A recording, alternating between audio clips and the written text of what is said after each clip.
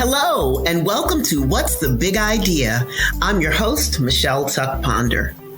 Today's episode is brought to you by Destination Imagination, commonly referred to as DI, the leading creative problem-solving experience for children. Through DEI's innovative, project-based educational experiences, participants gain the skills that will set them up for success in careers like the one we're going to hear about today. Learn more about DI at destinationimagination.org. On today's episode, we are pleased to welcome Johnny Wells, and that is said with all kinds of sincerity. If that name sounds familiar, that's because Johnny is my colleague and the Director of Education here at Destination Imagination. Johnny spent 31 years as an educator in the state of Texas, most of that time as a dedicated advocate for gifted and talented education.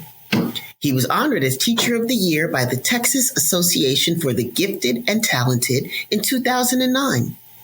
Johnny also spent many years as a DI volunteer in pretty much every possible volunteer role before joining our staff as Director of Education. Joining us today from Sulphur Springs, Texas, please welcome Johnny Wells. Hey, Johnny. Hey there, Michele. It's good to hear your voice today. Well, it's good to hear yours too.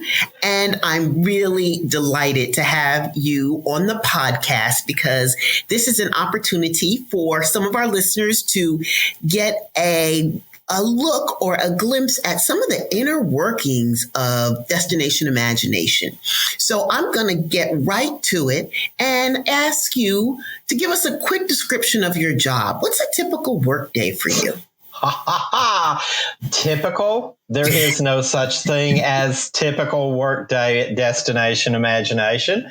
Let me just say that right up front. But as Director of Education, it's just as you would imagine. I get to direct all of those things that have some sort of impact on education of young people or even adults. That would be input into our training for our volunteers or for educators. It would also be around educational alliances. Are there any sponsors or partnerships that we have with people outside of the Destination Imagination family that would like to come along beside us, that we do similar sorts of things in education? And then the other aspect that most people would expect is I also get to work with our team that put together and create all the great challenges and instant challenges that we do. And of course, in the world of education at Destination Imagination, we do more than just your typical team challenges that most people know about. We do some other projects as well where we create challenges that perhaps a sponsor would like for us to be able to put out there, or maybe it's a new product that's going to be some type of educational experience for young people. Maybe it's a small group of young people, or maybe it's a large international group of young people. So we do quite a few things on the educational front. But primarily, I'm more like the one who's kind of the keeper of all things educational, making sure that we stay very true to education and that we stay very true to creating lifelong learners through the Destination Imagination pedagogy.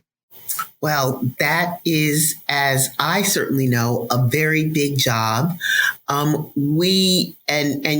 that was a great segue to what we talk a lot about at DI and for our lifelong learners. And those are the 4 C's: communication, collaboration, critical thinking, and creativity. But I want to turn it around to you. Which of these 4 skills do you use the most in your work? And can you elaborate on how? Easy one. That is a really easy one. It would be creativity. And I'll say that it's creativity because creativity actually of those 4 C's is more like an umbrella for the others. So when you think about creativity, I can't sit in the creative space and the creativity space without encapsulating things like collaboration. Because whenever you're working and being creative, it's about collaboration. And when we say collaboration, we don't just mean collaboration with other people, but we collaborate with research and we collaborate with materials and we collaborate with a process somewhere. Collaboration is a big deal anytime you get ready to create. And then the same thing is true of critical thinking. One cannot create unless one is constantly asking clarifying questions and looking for critical answers to things, so that you make sure that you're meeting the specific challenge with the solution you're creating. Because if you don't think about it critically, you're going to end up missing the point, the target, if you would, with your solution whenever you're being creative. And then even with, say, communication, creativity is really all about communicating. It's about, how do I put together a solution that communicates the most effective and the best way to solve a problem. So that's an easy one for me. When you talk about the 4 C's right up front, it's got to be a creativity. All right. That's a great answer. One of the things I think is really challenging for certainly us at headquarters is that there's a lot that goes into making our program work. I think they get to see a big part of it at global finals, but we've traveled along a very long road to get to that global finals experience. And I'm curious, what is it that you would wish, what part of the process, the behind the scenes work that goes into creating our educational experiences, what part of that process do you wish were more widely known or that people knew about? Oh, I think if I could put out there to let people in on a portion of what we do that they don't ever really think about, or they might not even know that exists, are the personal conversations between colleagues and staff members, as well as conversations that we have even with our volunteers in discussing all of the small details that go into things, all of those small things that you would never realize actually had an entire 30-minute conversation around. Sometimes it's around a word, or sometimes it's around the time slot that you do something, because those conversations become so interesting and so involved, and we find ourselves in a 30-minute time slot going, oh, well, let's Google this. Oh, did you think about this? Oh, that's an interesting concept. But just the conversations around some of the small details, I think that most people could probably imagine the big guiding things that we do. But I think around the small details, and when you get down to the small details, that's where destination imagination and the discussion of destination imagination becomes very personal for the learners that we actually create for. And I think that would be huge. I think that most people would be fascinated to get to sit in on a conversation, say, between all of the people on the educational experiences team, which I get the opportunity to work with and direct, that they would find that fascinating. Some of the detailing that we actually talk about, and some of the trivial kinds of things that we learn in doing that we didn't even know existed, because we get to talk about things across the globe. Culturally, what would that be like in China, as opposed to what is that like culturally in the United States, or in England and in the UK. So it really, it has to be that if they could just sit in on the conversations around the details, I think it would be probably something that they never would have even thought about or known that exists. Yeah, I think you're right. I think one of the things I always find fascinating is how many people can put something into the soup. And how many resources we tap into in order to get to the finish line. Absolutely. And again, when you talk about all these details, it would be really nice if we could just go to Google and get all that information. But a lot of that information is in people's heads. It is. Or in people's memories, or in people's experiences. And that's what we tap into every day. So that is truly one of the things. I think people would be kind of floored if they knew how much effort we put into making sure that we talk to as many people and tap into as many of those resources as we can. So, but now help me understand, because you were a classroom teacher, you're an educator. I was. Did you use the 4 C's as a classroom teacher? Did I use the 4 C's as a classroom teacher? I absolutely used the 4 C's as part of what I did in the classroom. But I would have to say that probably I used more destination imagination pedagogy in the classroom than what I did really the 4 C's, because out of that pedagogy came the 4 C's and the impact that the 4 C's had on the students in my classroom. So hold it for a second, because some of our listeners are going to say, what's a pedagogy? Well, pedagogy is actually this philosophy of teaching, if you would. So let me ask you a question as an educator, because I don't think you're ever a former educator. You sound like a live and kicking educator to me right now. Talk to me a little bit about the impact of social media on the 4 C's and the educational experience within the classroom and in DI. I think social media has probably, in a lot of ways, stifled, if you would, some of the things around the 4 C's. We like to think that it would open it up, but I think that there has been somewhat of it's a great tool. It's a great tool to have social media, because it is a platform where you can actually express some of those 4 C's and utilize those 4 C's out there. But at the same time, social media has become somewhat of an arena where people are opened up to criticism, and particularly where you're putting yourself out there in an educational front and you're trying to put something out there where you want to show people what you've learned. You're really opening yourselves up to criticism. And I have to say, and this is kind of my philosophy in education too, is that a lot of the criticism that we see in social media that comes back on people who post something or put up content, I think a lot of that is learned even from our own experiences in school. Because grading, for example, and that's one of my big pet peeves around grading, is that grading has always been not about what have you done that I can give you credit for. But if you look at the concept of grades, we always talk about grades as, what am I taking away? Like, you start with 100, and at the top of the paper, I put -6 because you missed 6. I always mark the ones that you miss. Students, when they get a test paper, say, how much do each one of these count off? Or they ask another student, how many did you miss? If you so a deficit, a position of counting deficit as opposed to assets. Absolutely. And so that thinking is carried over into social media, because that's the way we think.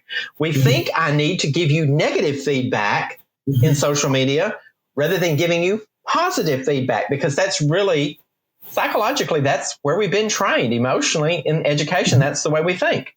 People put things out there for you to take away from it, not to give you a positive feedback on it. So I think you're right. Absolutely. It's about a deficit. It is. Yeah, that's something that I'm very concerned about, is social media and how actually what it requires is for kids to be even better communicators and stronger critical thinkers and better collaborators, and because social media can also be isolating. So it can be, but as you point out, if they're better at those skills, there are fewer holes that someone can poke into what they put out there in social media if they're better at those skills. So you make a good point, but I still think that we would be better served if we just listen to what our grandmama said. And if you don't have something nice to say, then don't say anything at all.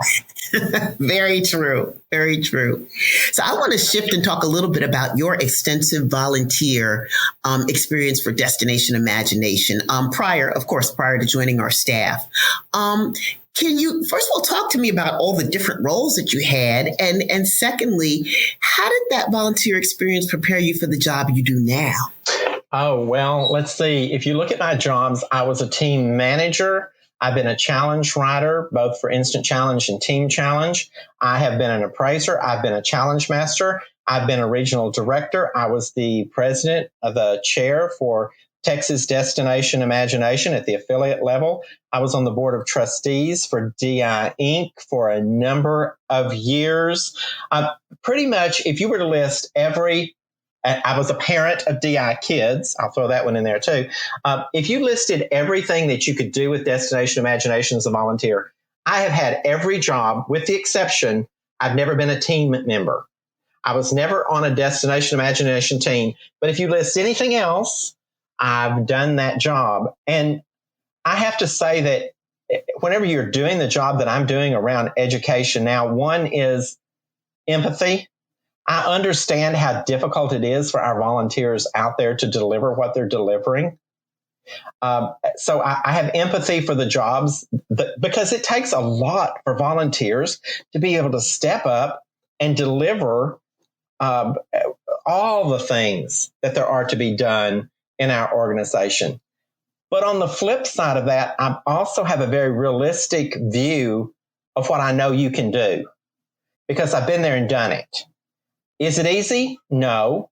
But realistically, I can look at it and say, this is doable. And therefore, because I look at it realistically, I can come alongside people and say, I want to encourage you in this. I want to encourage you and I want to give you some pointers. Let's talk about it.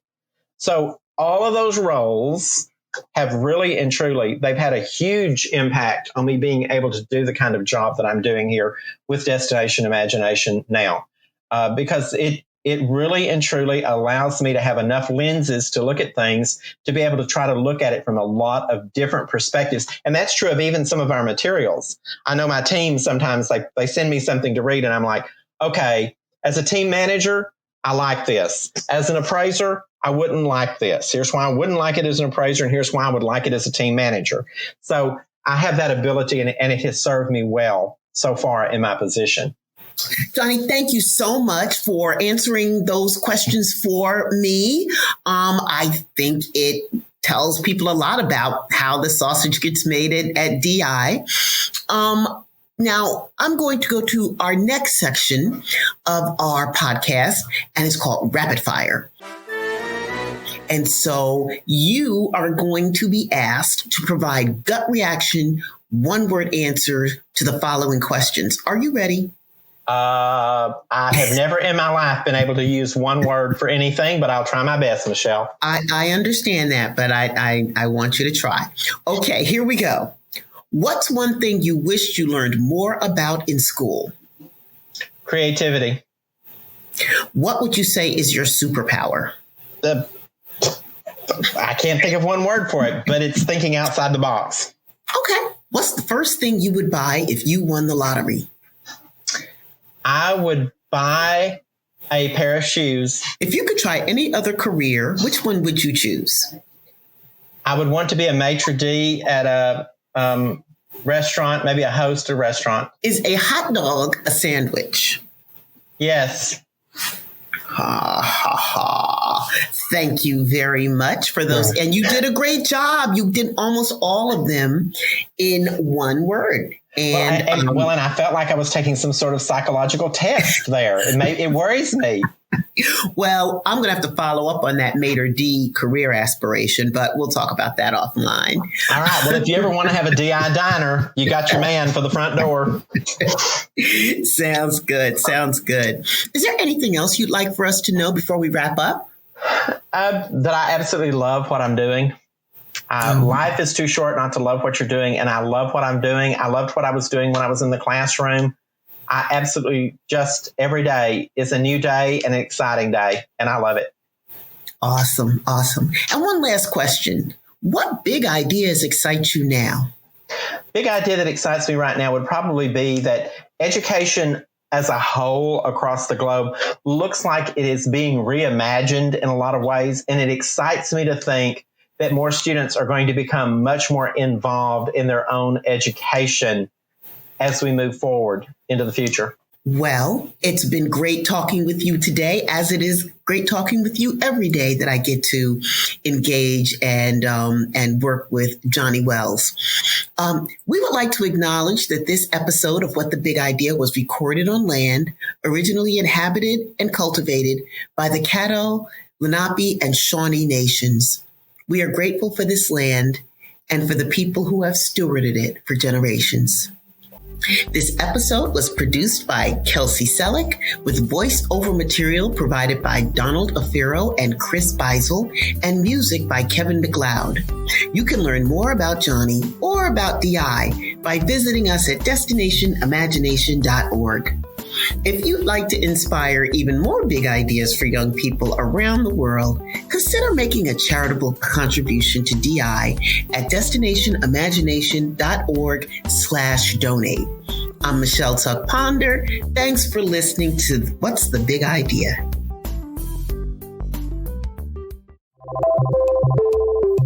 Hey, it's been a bit of a year. If you've got young people in your life, you're looking for ways to combat learning loss and keep kids excited about education. We hear you. Destination Imagination has your back. Download our free guide of STEAM activities you can do at home or in the classroom. These activities are hands-on ways to reinforce what your kids are learning. Download this fun, free resource by visiting destinationimagination.org/thebigidea. The U.S. Department of Labor estimates that 65% of today's students will be employed in jobs that have yet to be invented.